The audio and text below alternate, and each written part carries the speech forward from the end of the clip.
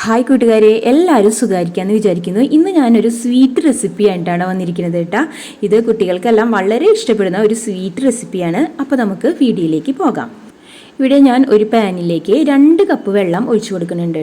പിന്നെ അതിലേക്ക് 1/2 കപ്പ് ശർക്കര പൊടിച്ചത് ഇട്ട് കൊടുക്കുന്നുണ്ട് കേട്ടോ. ഇത് നന്നായിട്ട് തിളപ്പിച്ചെടുക്കണം. നന്നായിട്ട് തിളപ്പിച്ച ശേഷം നമുക്ക് ഫ്ലെയിം ഓഫ് ചെയ്ത് മാറ്റി വയ്ക്കാം. ഇനി ഒരു ചൂടായ പാനിലേക്ക് ഞാൻ നെയ്യ് ഒഴിച്ച് കൊടുക്കുന്നുണ്ട് കേട്ടോ. 1 ടേബിൾ സ്പൂൺ നെയ്യ് ഒഴിച്ച് കൊടുത്തിട്ടുണ്ട്. ഇതിലേക്ക് ആപ്പിള് ഗ്രേറ്റ് ചെയ്തെടുത്ത ആപ്പിളാണ്, അതൊരു 1/2 കപ്പ് ഇട്ട് കൊടുത്തിട്ടുണ്ട്. അതുപോലെ തേങ്ങ ചിരവിയതും 1/2 കപ്പ് ഇട്ട് കൊടുത്തിട്ടുണ്ട് കേട്ടോ. ഇതൊരു 2 മിനിറ്റ് നേരം നന്നായിട്ട് വഴറ്റിയെടുക്കണം, ഒന്ന് വെന്ത് വരുന്നത്. പിന്നെ ഇതിലേക്ക് ഞാൻ ഇട്ട് കൊടുക്കുന്നത് നട്ട്സ് പൗഡർ 1 ടേബിൾ സ്പൂണും ഏലക്കായപ്പൊടി 1/2 ടീസ്പൂണും ഇട്ട് കൊടുക്കുന്നുണ്ട് കേട്ടോ. ഇത് നന്നായിട്ട് മിക്സ് ചെയ്ത് എടുക്കുക.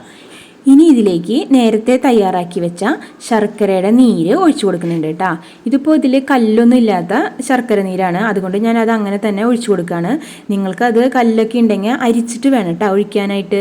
ഇത് നന്നായിട്ട് തിളച്ച് വരുമ്പോൾ ഇതിലേക്ക് 1/2 കപ്പ് അരിപ്പൊടി കുറേശ്ശെയായിട്ട് ചേർത്ത് കൊടുക്കുക. ഒരുമിച്ച് ഇടരുത് കേട്ടോ. ഒരുമിച്ചിട്ടാൽ അത് എല്ലാം കൂടി കട്ട പിടിച്ച് കിടക്കും.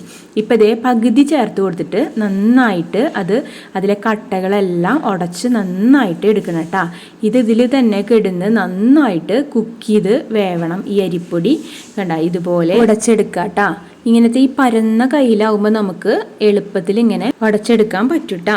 ഇപ്പോൾ കണ്ട ഇതിപ്പോൾ നന്നായിട്ട് ആയി വന്നിട്ടുണ്ട്. ഇത് പാനിൽ നിന്നല്ല ഇപ്പോൾ വിട്ടുപോരണ ഒരു ഇതിൽ ആയിട്ടുണ്ട് കേട്ടോ.